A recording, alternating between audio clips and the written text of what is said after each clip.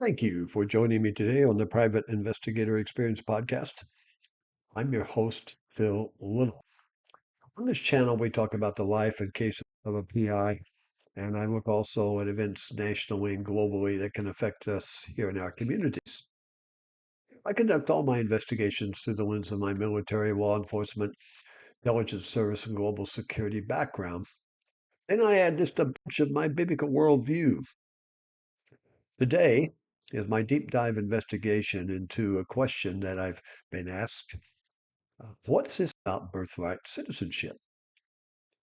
And I think I'm probably like most Americans. After doing a deep dive into this question, I found that I really had been kind of duped all my life. I always heard that it's citizenship to everyone, no matter who, what, when, or where.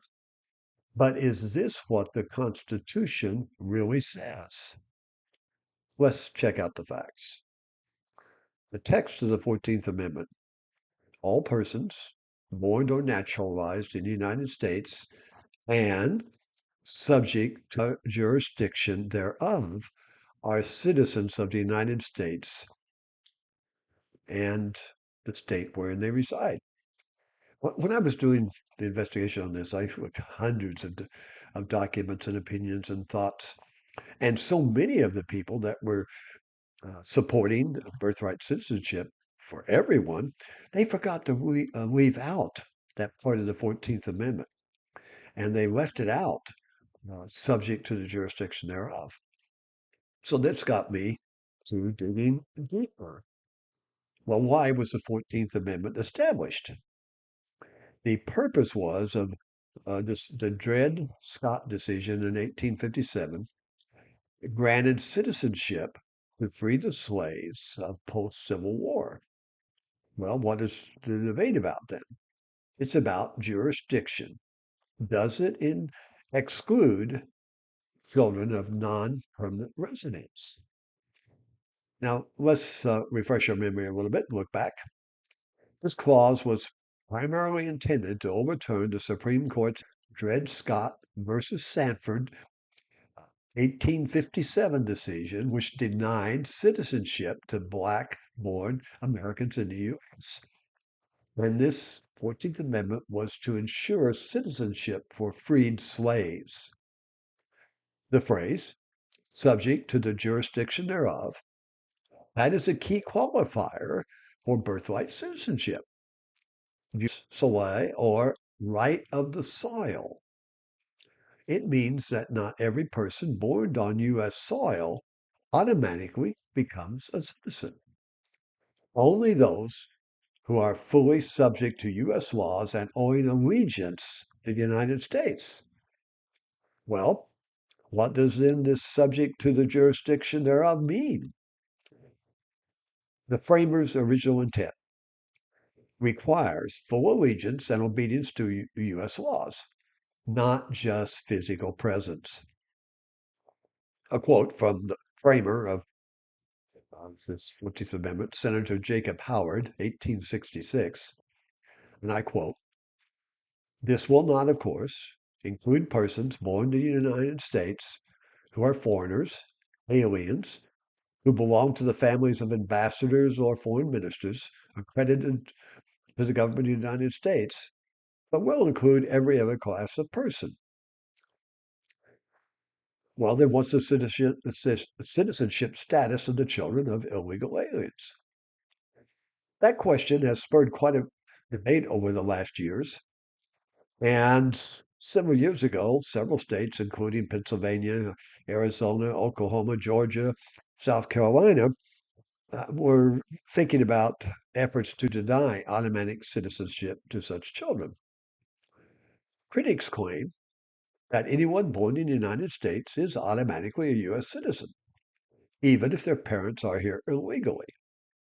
That ignores the text and the legislative history of the 14th Amendment, which was ratified in 1868, again, to extend citizenship to freed slaves and their children. The 14th Amendment does not say all persons born in the U.S. are citizens. It says that all persons born or naturalized in the United States and subject to the jurisdiction thereof are citizens.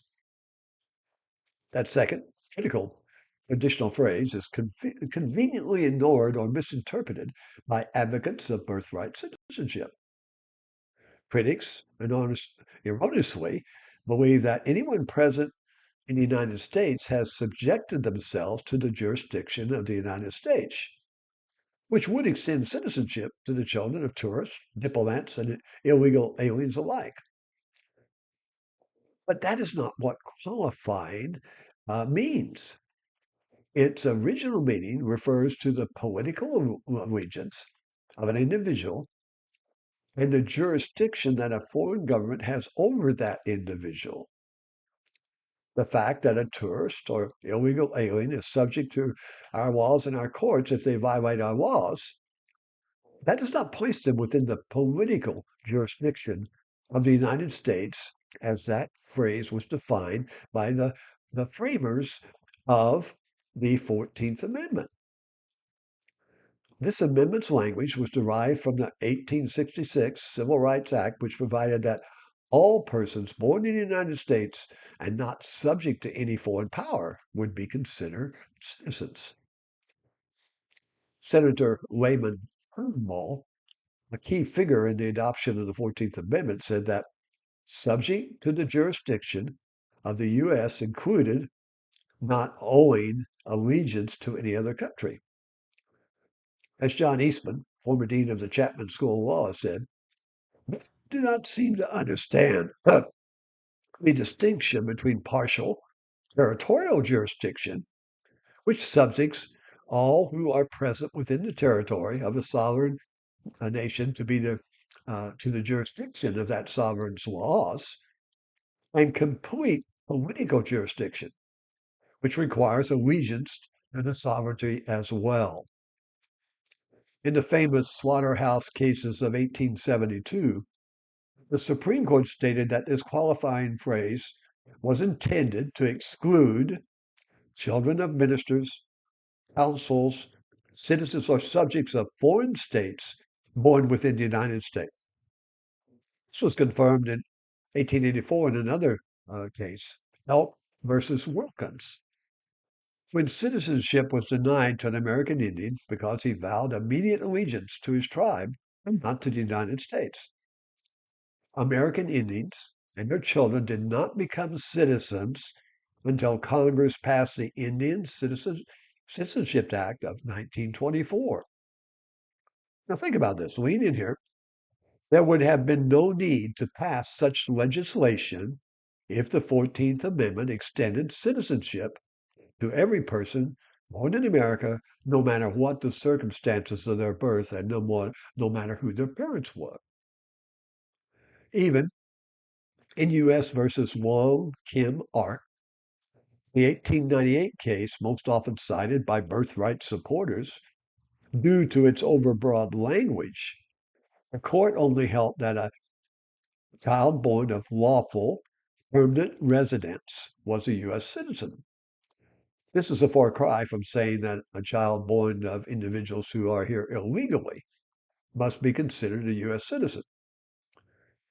Of course, the judges in that case were strongly influenced by the fact that there were discriminatory laws in place at that time that restricted Chinese immigration, situation that does not exist today. The court's interpretation of the 14th Amendment as extended to the children of legal non-citizens was incorrect, according to the text and legislative history of the amendment. But even under that holding, citizenship was not extended to the children of illegal aliens, only permanent legal residents. It is just plain wrong to claim that the children born of parents temporarily in the country, as students or tourists, are automatically U.S. citizens.